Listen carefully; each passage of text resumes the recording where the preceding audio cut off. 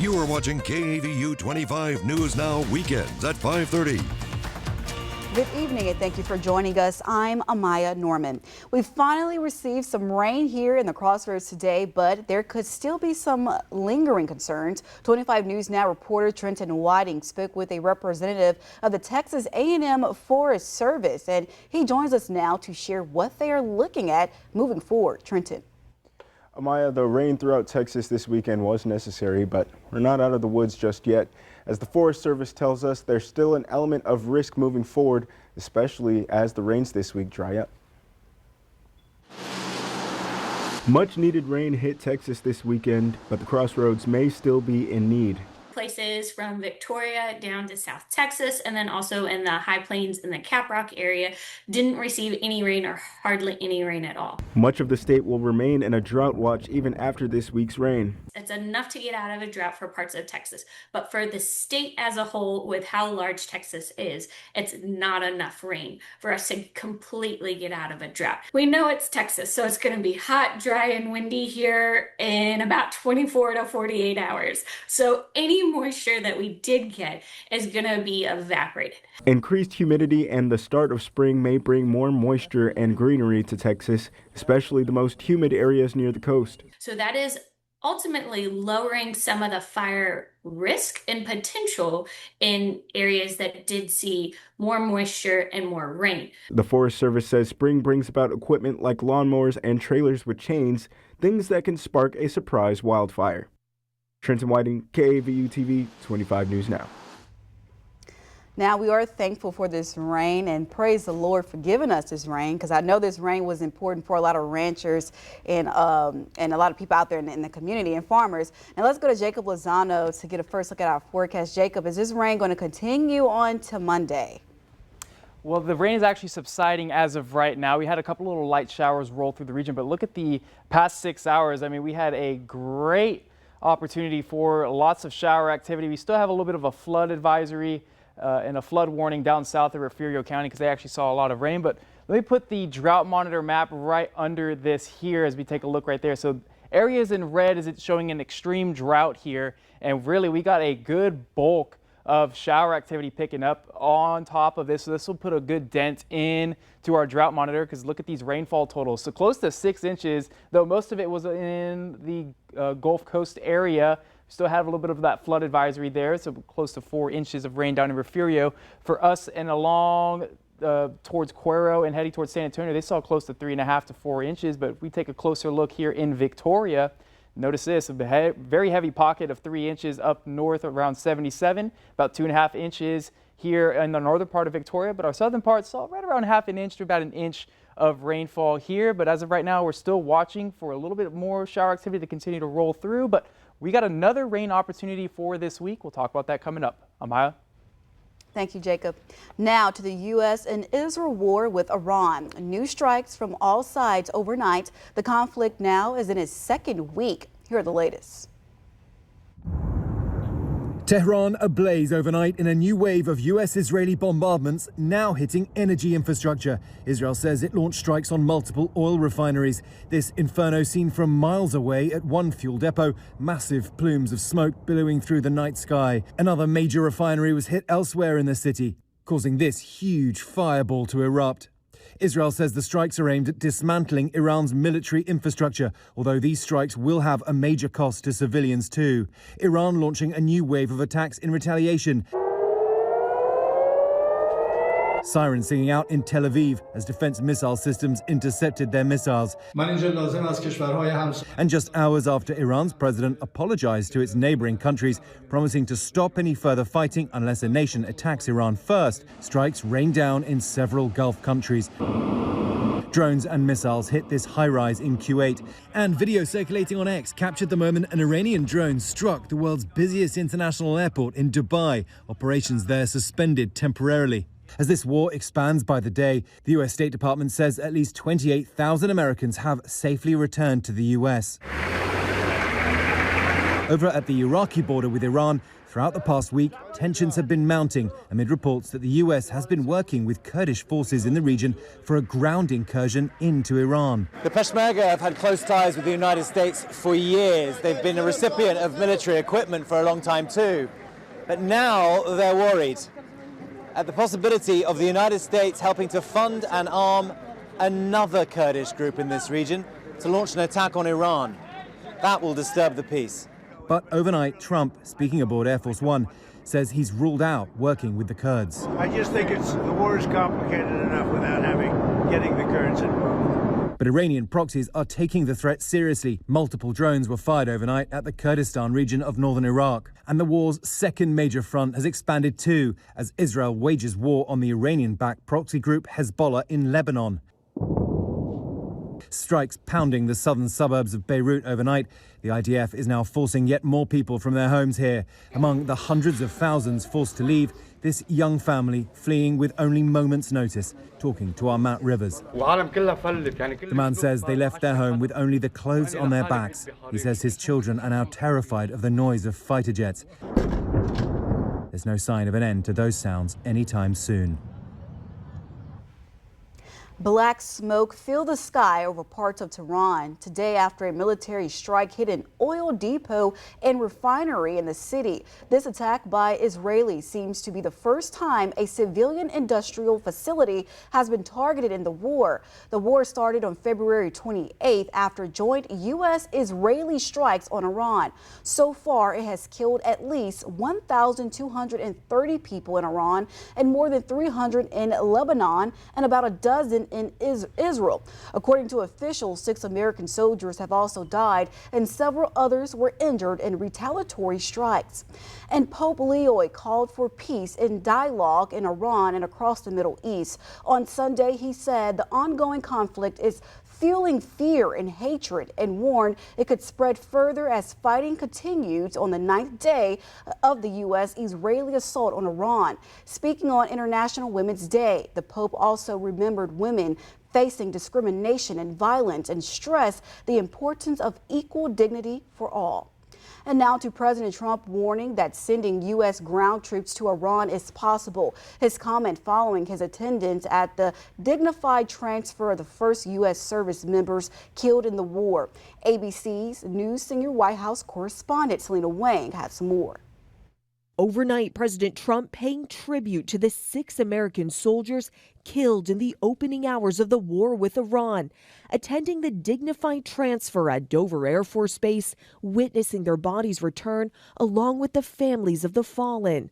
The 6 Americans were killed when a drone hit the facility where they were working in Kuwait, among them mothers, fathers, husbands, and brothers. The president honoring their sacrifice while also warning Americans of more U.S. casualties. They're great heroes in our country, and we're going to keep it that way. There's always, when it comes to war, there's always that. But we're going to keep it to a minimum. This morning, the NYPD also mourning the loss of Officer Sorfly Davius, who they say died from a medical episode while deployed in Kuwait in support of Operation Epic Fury. Governor Kathy Hochul remembering him as a devoted husband and father. Trump also vowing Iran will be hit very hard, saying the U.S. has identified new targets for complete destruction and certain death as war rages on. The president saying ground troops could be sent into Iran for a very good reason. If we ever did that, they would be so decimated that they wouldn't be able to fight at the ground level.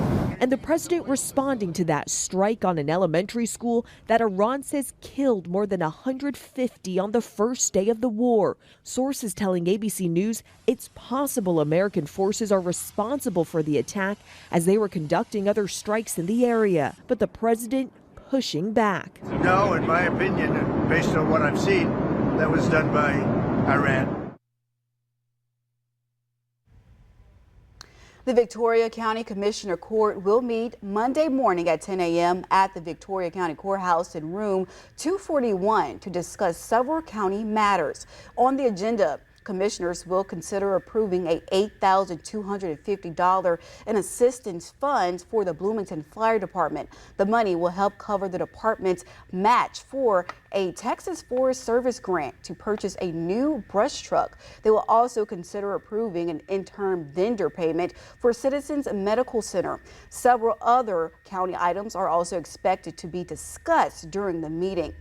And for more local news, content, weather, and sports, come to our website at crossroadstoday.com. And if you see news happening, let us know. Call the number on your screen to contact our newsroom or email us your tips at staff@crossroadstoday.com. At 3 o'clock every day, a little girl finds a surprising source of hope just across the street. Details next. Well, temperatures today were on the chilly side. We actually got to 56 for the low. Lack of the sunlight as well as the rain helped us cool down here just a bit, as well as our high being 66, which actually happened right around midnight. But notice this, 2.5 inches fell at the airport. That'll be our official number. We'll be about 1 inch and 8/10 above normal for the month of March. We'll continue to track this next system coming up.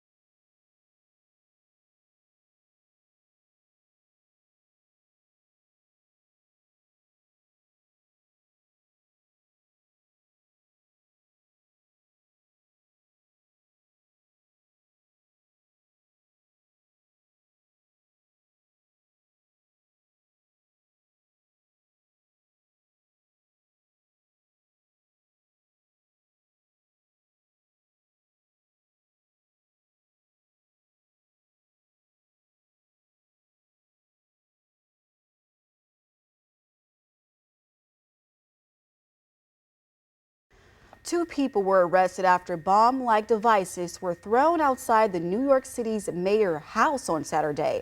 The fight happened between a small anti-Islam protest led by Jake Lang and a bigger counter-protest called Drive the Nazis Out of New York. Police said the devices could have hurt or even killed someone, but no one was injured. In the end, 6 people were arrested in connections with the event. And now to the line of severe storms that killed at least 8 people. Tornadoes battered several states, causing a stretch of damage from the Midwest to the South. ABC's Morgan Norwood joins us with more. This morning, we're seeing the extent of the damage from that powerful storm system that spawned deadly tornadoes that killed 8 people across Michigan and Oklahoma. At least 13 tornadoes reported across the storm zone. This drone video showing the massive debris field. Look, there is a tornado. After this twister in Union Lake, Michigan, near Kalamazoo, sliced through several homes. There goes a house. Killing 4 people and injuring at least a dozen more. Neighborhoods left littered with debris.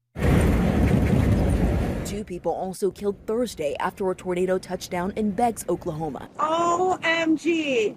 In Three Rivers, Michigan, a rare and powerful EF3 tornado with winds of at least 130 miles per hour, shredding homes and buildings. Residents banding together to help clean up. Brandon Van Hooser and his family were shopping inside this home improvement store when a twister ripped the roof off. I could see the roof fly, just completely leave the building. And it wasn't until we got out from underneath the racking, once it sounded like it had passed by, that I seen that it actually collapsed the whole building and the wall from the outside. Van Hooser making it outside only to find pieces of that roof crashed into his car. It wasn't until we had made it outside that I realized how severe it could have actually been. The shrapnel flew everywhere. A federal judge sided with Voice of America employees who were laid off during Trump-era mass firing. The judge ruled that Kari Lake tapped to lead Voice of America employees' parent agencies, overstepped her authority last summer when she ordered the layoffs. Voices of America Parent Network, the U.S. Agency for Global Media, also funds Radio Free Europe and Radio Free Asia.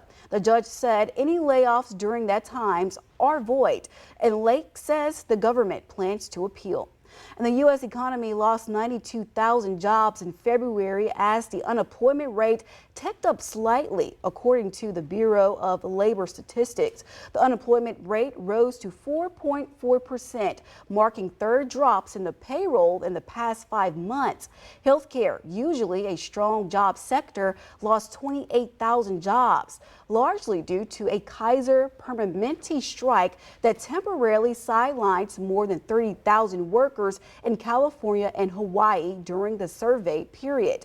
Other losses came from information service, manufacturing, and federal government jobs. Despite the slowdown in hiring, wages still increased, with average hourly earnings up to 0.4% for the month and a 3.8% from a year ago. And finally, a reminder that the simplest gestures can lighten the hardest days. 4-year-old Brinley Wiselock has been a patient at Cleveland Clinic Children's, waiting for a new heart since Halloween, 127 days and counting. She was born healthy, but when she was 2, a combination of viruses left her heart severely weakened.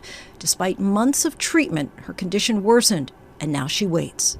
But every afternoon, like clockwork, something special happens. What time is it? 3 o'clock. You ready to go? At 3 o'clock sharp, Brinley goes to the window of her hospital room and looks across the street at a new hospital building under construction. Here they are, Bryn. They are a small group of construction workers helping build Cleveland Clinic's new neurological institute. Before they head home each day, several of them gather at a window across from Brinley's room, sending heart-shaped messages her way. Give them a heart. Brinley responds in kind, forming a heart with her hands. Oh, there Wave, a sign. Small acts of kindness crossing the street each afternoon, bringing comfort to a little girl and her family as they wait for a life-saving call. Lindsay Davis, ABC News, New York. Experience our digital streaming service, Crossroads Today Plus. Stream our daily newscasts and much more using your connected TV. Just download Crossroads Today Plus on your Roku, Amazon Fire TV, Apple TV, or Android TV. Search Crossroads Today Plus. Well, taking a look at the radar, starting to see some clearing taking place within the shower activity. A little bit farther north, though, we're starting to see more activity. We'll talk about this as well as some possible fog for tomorrow morning coming up.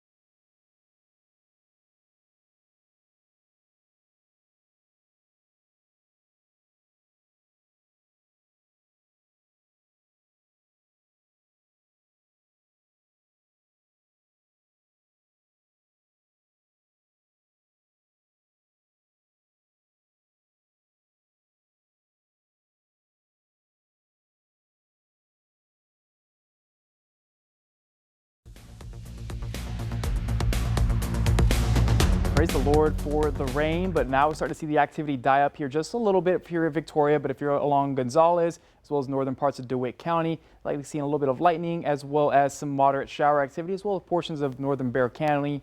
This will continue to shift out towards the east. But for us here in Victoria, it's looking like we're heading towards the end of things as things start to lighten up. But the cloud cover is going to persist here for tomorrow, as well as the wind picking back up as the frontal boundary continues to push back up northward.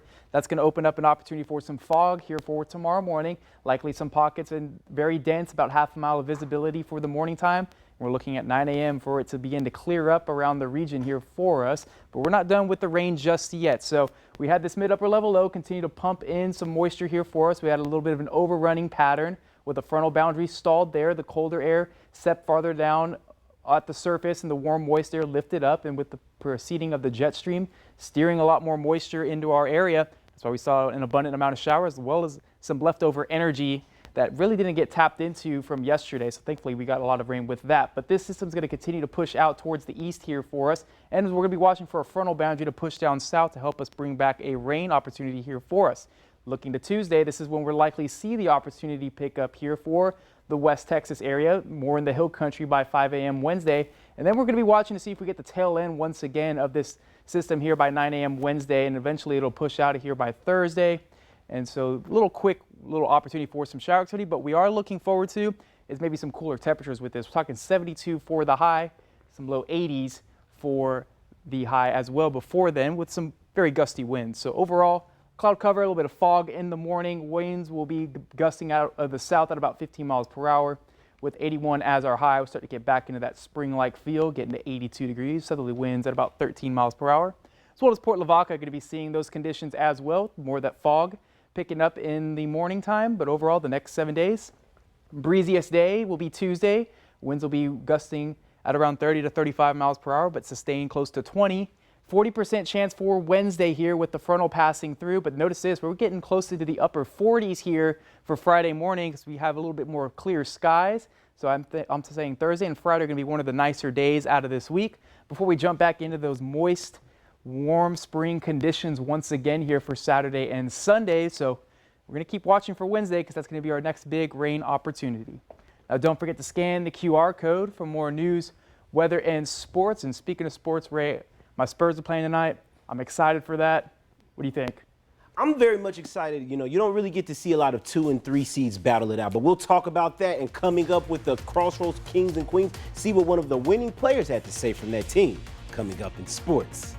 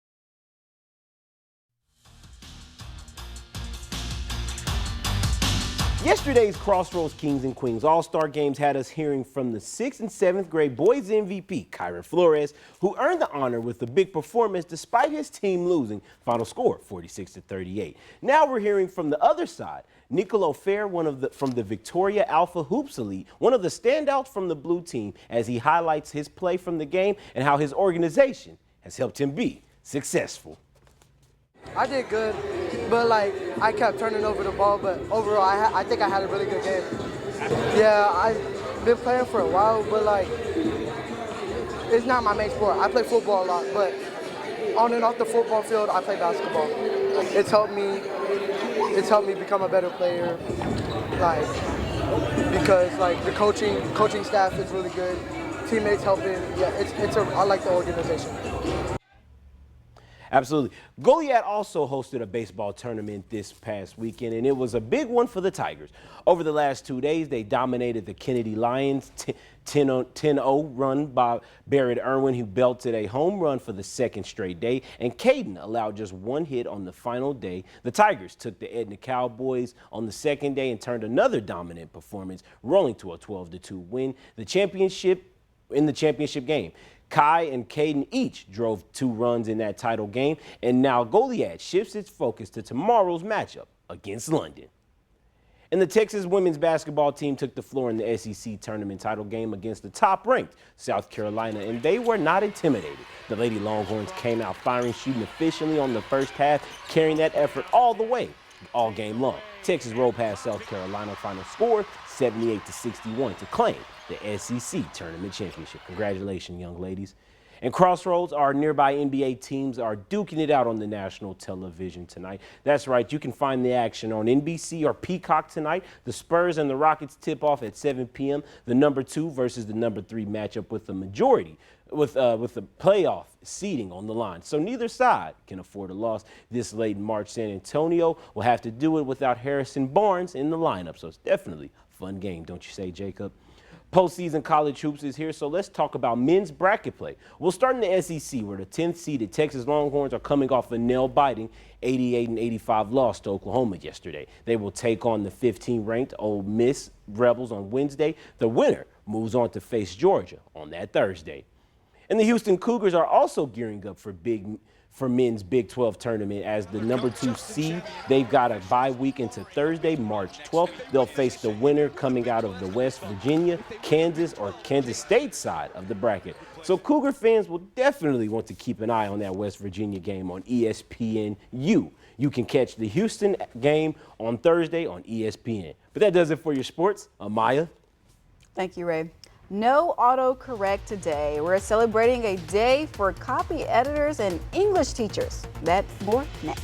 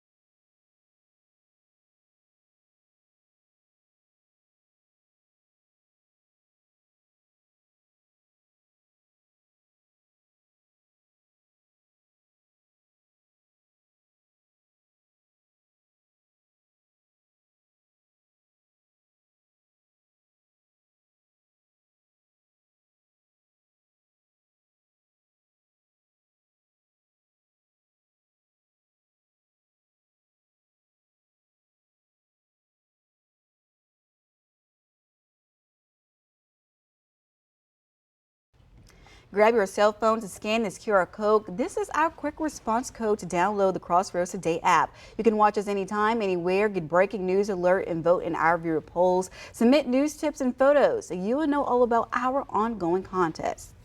Sometimes the smallest mistakes can be the most embarrassing. We most definitely know. That's why we have proofreaders. Sunday is National Proofreading Day, a time to celebrate this often thankless job. If you don't have someone to check your work, take a break and come back with fresh eyes, especially for college students. You can also use spell check or AI tools to catch mistakes before they slip through the cracks. How often do y'all recheck your scripts? Oh, Lord, that's the wrong question to ask. Oh, I definitely have to now. You know, like I said, yeah. The mention of AI has been very, very helpful. It has been very, very helpful. And I realize now it's so important to check your scripts. So I try my best. When I have time, I try to go back and type up and fix the correct errors and do my best. Yeah, fair enough. Do weather have to check their scripts? Well, we have to check our numbers, make sure they're right, but we don't really have a script to kind of just off the dome ad lib it, but we could take a look at the 7-day. That's something that we had put out there. So 82 here for Monday, some breezy conditions here for Tuesday. We're looking at winds at about 18 miles per hour. Do want to mention likely some fog here for tomorrow morning, but then Wednesday is going to be our next opportunity for some shower activity, as well as a cold front that'll push down south. And we're looking at Friday morning likely to be in the upper 40s. So don't need to put that jacket just away just yet because you'll likely need it there for Friday morning. But I'm talking Thursday and Friday for our most beautiful days of the week will be those days, but then the southerly breeze returns Saturday and Sunday. Start to get back into that spring-like feel. Yeah, I know they was happy for this rain today. Oh, definitely. Oh my I'm gosh. ecstatic about it. I wonder if anybody went outside and started dancing in the rain. Maybe Parker. Sorry, Parker. Parker was definitely happy. But thank you for joining us. We hope you'll be with us tonight for 25 News Now Weekend at 10. See you.